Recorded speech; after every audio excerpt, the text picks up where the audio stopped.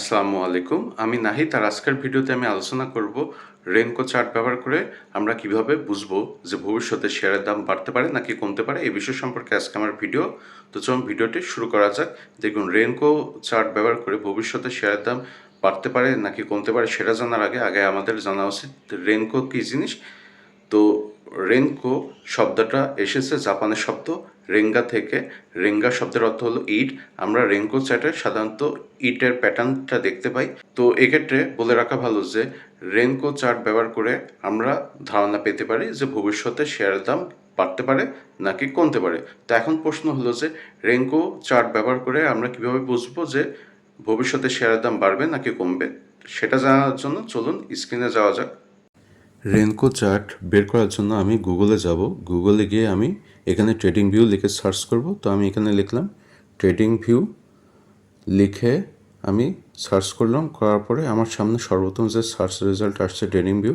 এখন আমি এটার উপর ক্লিক করব।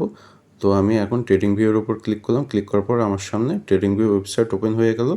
তো এখন আমি ট্রেডিং ভিউ ওয়েবসাইটে সেই কোম্পানির নাম লিখে সার্চ করব যে কোম্পানির শেয়ারের আমি রেনকো চার্টটা দেখতে চাই। তার জন্য আমি যে কাজটা করব সেটা হলো উপরে সার্চ অপশনে গিয়ে আমি ক্লিক করব। ক্লিক করলাম।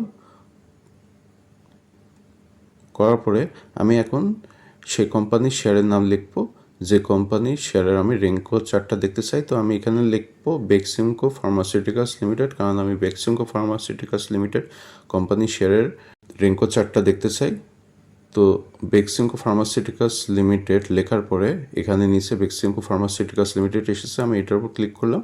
ক্লিক করার পরে আমার সামনে বেক্সিমকো ফার্মাসিউটিক্যালস লিমিটেড কোম্পানির ক্যান্ডেলস্টিক চার্ট প্যাটার্ন আসছে। তো আমি এটা রেনকো চার্ট বের করার জন্য আমি উপরে বার অপশনের উপর ক্লিক করলাম। ক্লিক করার পর নিচে আমি রেনকো সিলেক্ট করব। রেনকোর উপর ক্লিক করলাম। ক্লিক করার পর আমার সামনে রেনকো চার্ট ওপেন হয়ে গিয়েছে। তো এখানে আমরা দুই রকমের ইট দেখতে পাচ্ছি, একটা সবুজ কালার এবং আরেকটা লাল কালার। তো এখন এক্ষেত্রে বলে রাখা ভালো যে ইট যদি সবুজ কালারের হয় তাহলে সেক্ষেত্রে বলা যায় যে সেই শেয়ারটা বুলিশ বা সেই শেয়ারটার দাম বাড়ার সম্ভাবনা রয়েছে। আর এক্ষেত্রে ইট যদি লাল কালারের হয় তাহলে সেক্ষেত্রে বলা যায় সেই শেয়ারটা বিয়ারিশ বা সেই শেয়ারটার দাম কমার সম্ভাবনা রয়েছে। তো আশা করি আপনি বুঝতে পেরেছেন যে কোনো শেয়ারের রেনকো চার্ট কীভাবে বের করতে হয় এবং রেনকো চার্ট ব্যবহার করে আপনি কিভাবে বুঝবেন কোনো শেয়ারের দাম ভবিষ্যতে বাড়বে নাকি কমবে।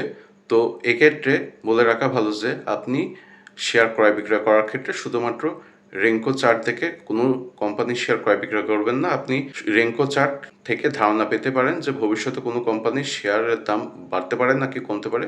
তো এই ক্ষেত্রে শেয়ারের ক্রয় বিক্রয় করার ডিসিশন নেওয়ার ক্ষেত্রে আপনি রেনকো চার্টের পাশাপাশি ইন্ডিকেটরগুলো ফলো করতে পারেন। এছাড়াও আপনি সাপোর্ট রেজিস্ট্যান্সও দেখতে পারেন। তো এই ছিল আজকের ভিডিও। এরকম নতুন ভিডিও নিয়ে খুব শীঘ্রই আমি আপনাদের সামনে হাজির হব। আপনারা সবাই ভালো থাকবেন। ধন্যবাদ।